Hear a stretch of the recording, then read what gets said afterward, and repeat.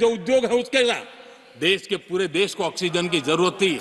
अगर उस समय पूरब के लोग कह करके बैठ जाते ऑक्सीजन को हम नहीं दे सकते, हमारे लोगों की जरूरत है, देश को कुछ नहीं मिलेगा, क्या होता देश का?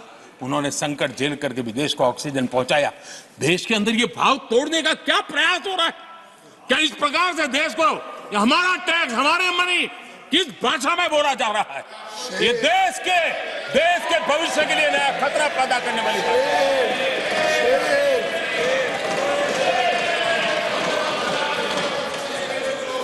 देश को तोड़ने के लिए नए नए नैरेटिव खोजना बंद कर दीजिए। देश को आगे बढ़ना है, देश को एक साथ लेकर के चलने का प्रयास कीजिए। आदरणीय सभापति जी, पिछले 10 वर्ष नीति और निर्माण के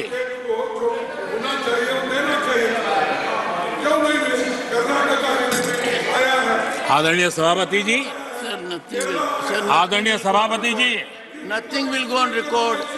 No. आदरणीय सभापति जी, take your seat. नीति और निर्माण This conduct doesn't suit your ये position. नए भारत की नई दिशा दिखाने के लिए Please take your seat. जो दिशा हमने पकड़ी, Please take your seat, sir. जो निर्माण कार्य हमने लिए हैं, बीते 1 दशक में हमारा पूरा फोकस बेसिक सुविधाएं जरूर मिले उस पर हमारा ध्यान केंद्रित रहा है। आदरणीय सभापति जी, हर परिवार का जीवन स्तर ऊपर उठे, उसके जीवन में ईज ऑफ लिविंग बढ़े। अब समय की मांग है उसकी क्वालिटी ऑफ लाइफ में हम कैसे सुधार लाए। हम आने वाले दिनों में हमारी पूरी शक्ति, पूरा सामर्थ्य ईज ऑफ लिविंग से एक कदम आगे बढ़ करके क्वालिटी ऑफ लाइफ की तरफ हम बढ़ाना चाहते हैं। हम उसके लिए जाएंगे। आदरणीय सभापति जी, आने वाले 5 वर्ष न्यू मिडिल क्लास जो गरीबी से निकल करके बाहर आए हैं, ऐसे न्यू मिडिल क्लास को नई ऊंचाई और सशक्त बनाने के लिए हम अनेक वित्त कार्य पहुंचाने के लिए पूरा प्रयास करने वाले हैं। और इसलिए हमने सामाजिक न्याय का जो मोदी कवच दिया है ना, उस मोदी कवच को और मजबूत बनाए और ताकत देने वाले हैं। आदरणीय सभापति जी, आजकल जब हम कहते हैं कि 25 करोड़ लोग गरीबी से बाहर आए, तो ऐसा कुतर्क दिया जाता है कि 25 करोड़ बाहर आए तो फिर 80 करोड़ को खाना अनाज क्यों देते हो? आदरणीय सभापति जी, हम जानते हैं कोई बीमार व्यक्ति हॉस्पिटल से बाहर आ जाए ना, तो भी डॉक्टर कहता है कुछ दिन इसको ऐसे ऐसे संभालिए, खाने में परहेजी रखिए, ढिकना करिए, फलाना करिए। ये कहना क्यों? कहीं दोबारा वहाँ मुसीबत में ना आ जाए। जो गरीबी से बाहर निकला है ना, उसको ज़्यादा संभालना चाहिए ताकि कोई ऐसा संकट आकर के फिर से गरीबी की तरफ लपक न जाए। और इसलिए उसको मजबूती देने का समय देना चाहिए। ये समय हमने गरीब को मजबूत, ताकि वो फिर से वो न्यू मिडिल क्लास फिर से वापस उस गर्त में डूब न जाए। हम 5 लाख रुपए आयुष्मान का देते हैं ना, उसके पीछे ये इरादा है। परिवार में एक बीमारी आ जाए ना, मध्यम वर्ग का आदमी भी गरीब बनने से देर नहीं लगती है। और इसलिए गरीबी से बाहर निकलना जितना जरूरी है, उतना गलती से भी गरीबी की तरफ पीछे न चला जाए, उसके लिए ध्यान रखने की आवश्यकता है। और इसलिए हम अनाज देते हैं, अनाज देते रहेंगे, किसी को बुरा लगे या न लगे। 25 करोड़ गरीबी से बाहर निकले हैं, न्यू मिडिल क्लास हुए हैं, लेकिन मुझे समझ है, मैं उस दुनिया जी करके आया हूं, उनको जरूरत ज्यादा है। और इसलिए हमारी ये योजना जारी रहेगी। आदरणीय सभापति जी,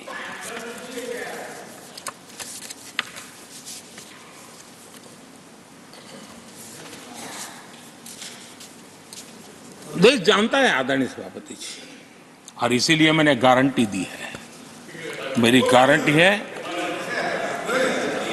गरीबों के 5 लाख रुपए तक की इलाज की सुविधा आगे भी मिलती रहेगी। मेरी गारंटी है, मोदी की गारंटी है। 80% डिस्काउंट से जो दवाइयां मिल रही हैं, जो दवाइयां मिल रही है, जिसका लाभ मध्यम वर्ग गरीब को मिल रहा है, वो मिलता रहेगा। आदरणीय सभापति जी, मोदी की गारंटी है कि किसानों को जो सम्मान निधि मिल रही है, वो सम्मान निधि चालू रहेगी ताकि विकास की यात्रा में वो ताकत के साथ जुड़ जाए। आदरणीय सभापति जी, गरीबों को पक्के घर देने का मेरा अभियान है। अगर परिवार बड़ा होता है, नया परिवार बनता है, पक्के घर देने का मेरा कार्यक्रम जारी रहेगा। नल से जल योजना मेरा पक्का इरादा है और मेरा पक्की गारंटी है कि नल से जल, हम नए शौचालय बनाने की जरूरत पड़ेगी, मेरा पक्की गारंटी है, हम जारी रखेंगे। ये काम सारे तेजी से चलेंगे क्योंकि विकास का जो रास्ता, विकास की जो दिशा हमने पकड़ी है, इसको हम किसी भी हालत में जरा भी धीमी नहीं होने देना चाहते। आदरणीय सभापति जी, हमारी सरकार का तीसरा टर्म दूर नहीं है।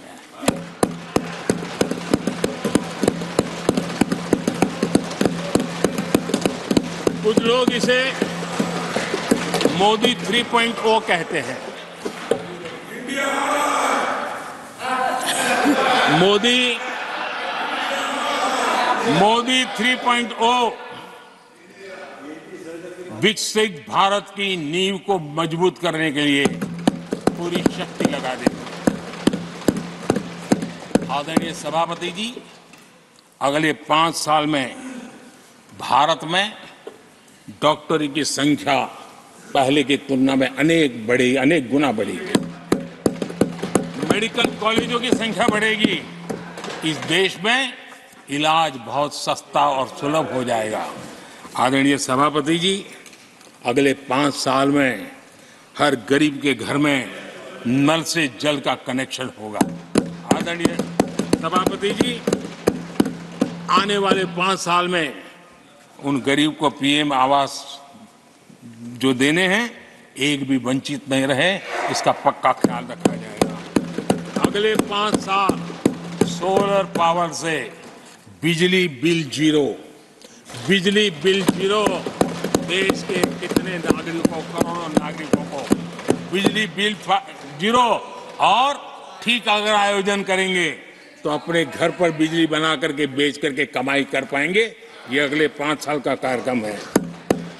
आदरणीय सभापति जी, अगले 5 साल देश में पाइप से गैस के कनेक्शन, पूरे देश में नेटवर्क बनाने का भरपूर प्रयास किया जाएगा।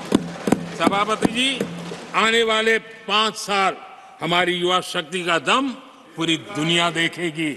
आप देखना आदरणीय सभापति जी, हमारे युवा स्टार्टअप्स, युवाओं के यूनिकॉर्न, इसकी संख्या लाखों में होने वाली है।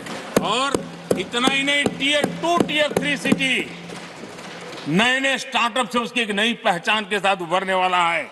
ये मैं 5 साल का चित्र मेरे सामने देख रहा हूँ। ಕನ್ನಡಿಗರ ನೆಚ್ಚಿನ ನ್ಯೂಸ್ 18 ಕನ್ನಡ ಈಗ ವಾಟ್ಸ್ಆಪ್ನಲ್ಲೂ ಲಭ್ಯ.